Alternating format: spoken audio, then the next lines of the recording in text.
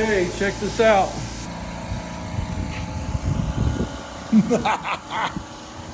Things move, fellas. Okay, so are you worried? I'm not really worried. I've been here before, but because this has got one of those combination valves in it, or this big cast iron thing that's welded in the top right here. See it there? That's like contracting a whole lot right there. And this door's relaxing, but that tank is pulling in. So it's not really a big deal. I would rather the tank pull in than I would push out, because this way here, I can push it open with a porta power. We're gonna get into that later, but that's just the top cut. By the time we cut the sides and the bottom cut, things may relax enough. I've seen that before too, where it all just bounces back to where it wants to be. So anyway, we'll just keep on cutting.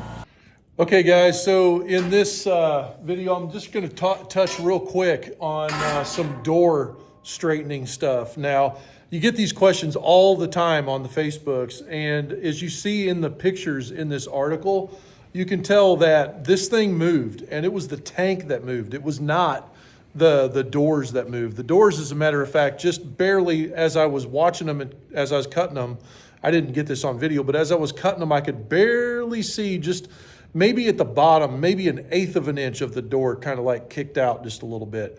But all of the movement in this thing was the tank moving, and I'll show that to you here real quick. Okay, so in this door, this setup is what I call a split overlap door.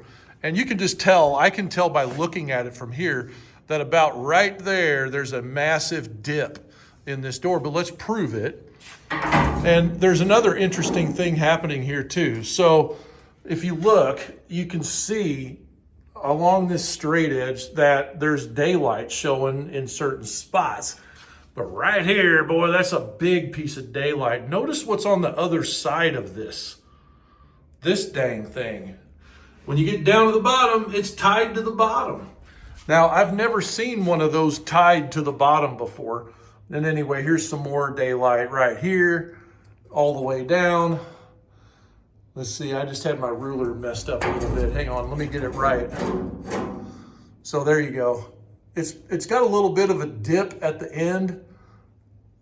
And while that may look really ridiculous on the camera lens, it's not really that bad on that end. So as you're cutting doors, never panic, because you never know what's like really on the inside of the tank. In this case, we've got those liquid withdrawal tubes and stuff sticking down to the bottom of the tank, and they're tied in. So logic tells me that they put those on before the heads went on, because some guy, this was rolled. So if you think backwards about the construction process, they had to get inside that to weld those to the bottom, which means that this plate was put in place and those dip tubes were welded to the bottom before the heads were put on. And if you've ever seen them putting heads on a tank, they have a device that they spread this open so that this head, it's got like a little S curvy lip that's formed on the end of this head, and it's called a swedge. And they push that inside the cylinder or the shell of this tank, and that's where that weld goes over the top. So that shell is actually, that swedge lip on the end of that head is actually what like forms the tank to be round. Other than that, it's just like a random guess, are we round or not? And they're trying to build tanks, they don't care. So that's why this is dipped in so bad. So what I could do is just cut this real quick and watch this relieve probably, and my door problem's gonna be fixed. But the point of the video is never jump to conclusions that your door's warped. It's most likely the tank moving. All right, guys, so this is where my deflection is right here. It's dipping down like that. I got the old slicer out. Let's cut this thing and see if it goes boing.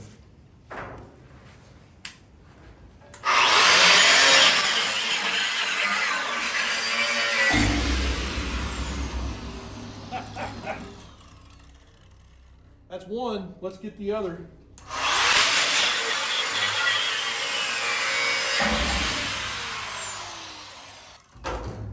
See what that did. No, we still got to push it up. But hey, at least we identified one of the reasons why that's there.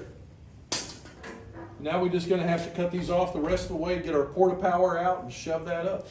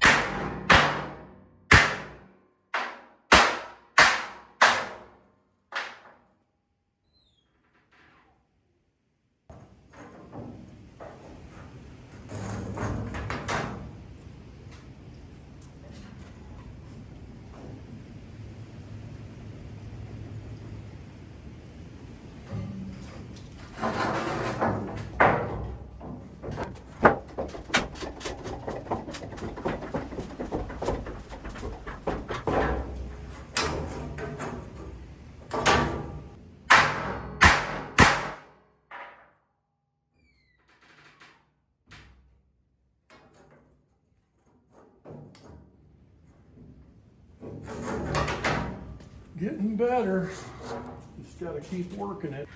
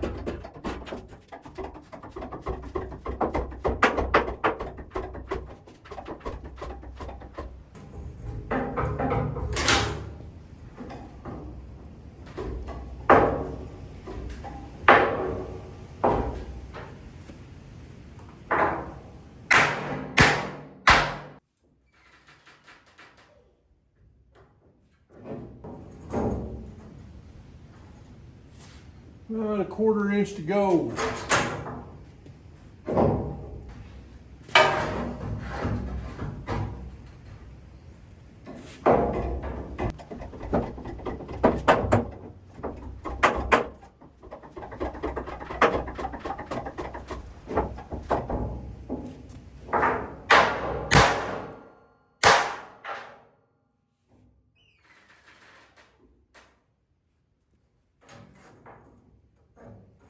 That's looking better.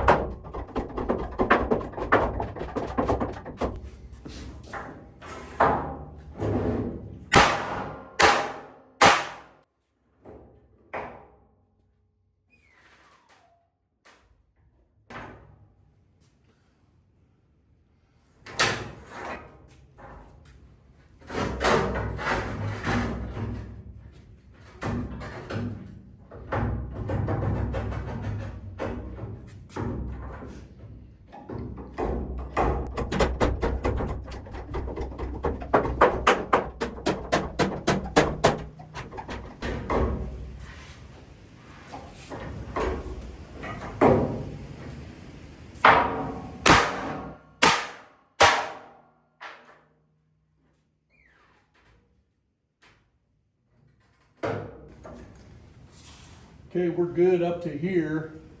Now I've got the lowest spot right here and right here. 2 places. So right here.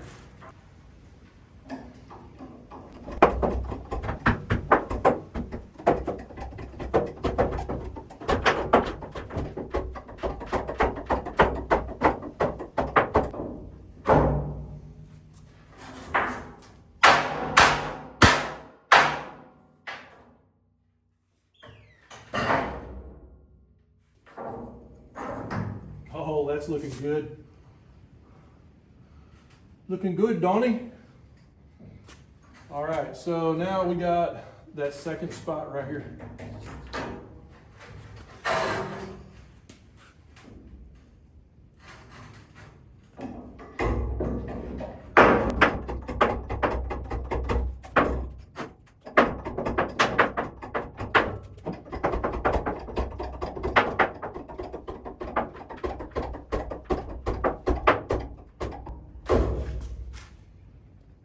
Dig it.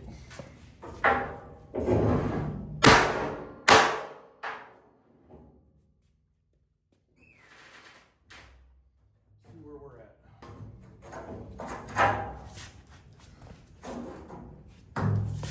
Man, that's looking real good. It's probably a 1/16 of an inch gap through here, and that started out about a 1/2 of an inch. Right in here, we're about an 1/8.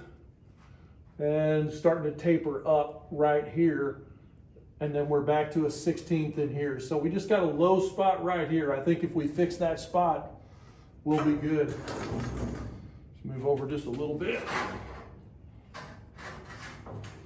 I can actually see it there. Basically, we're just moving this thing back and forth across here a little bit at a time, because if we just push all of it in one spot, we're going to wind up with a big peak in it, and it's going to look really bad. So as we work our way across, we're just kind of taking a bite, taking a bite, taking a bite. And if you notice, we're pushing this thing like, I got to move a 1/2 of an inch of deflection up. I'm moving this thing like over an inch up to get enough room. And then I whack it with that hammer. I don't know what it is about the hammer, but when you whack in the area of the porta power or whatever force you're using to move it, when you hit it, it like does something to the molecular structure or something, or resets it, takes some of the spring back out of it. It's still going to go down a lot, but it doesn't like deflect as much. It kind of tends to hold its memory a little more in a new place, and that's what we're doing here. We're making this piece of metal called a new place home. Once we get this straight, it's going to be a lot more lined up with our door.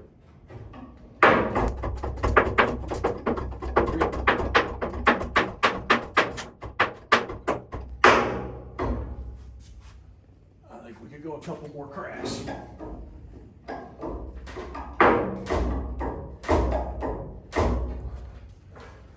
Yeah, so like see right there, we've got an inch on each end of this ruler of deflection. So I know I've shoved that up a lot. Now we just got to give it a love tap here. Run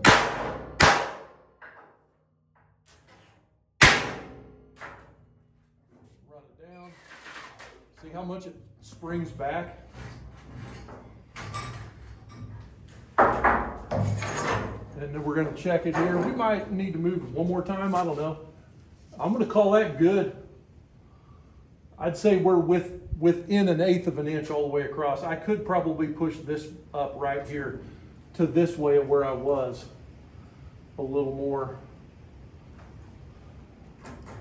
But looking across there, it's way, way, way better than it was. I think I am going to hit it right here one more time.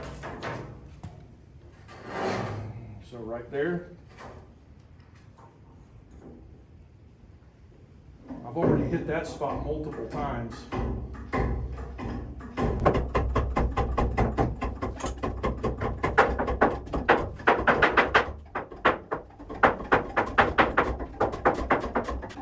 We're going to run it home. I'm going to give it another crack.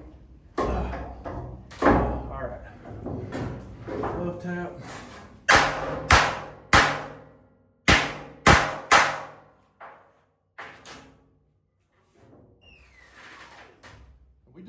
We did all that just to move it 1/8 of an inch. So we'll see where we're at. Looks like it's a little crowned now.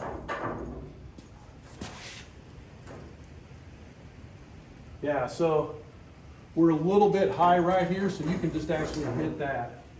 And let me get my thing out of the way here. So we just need to hit this. I saw it move enough. That's probably it right there.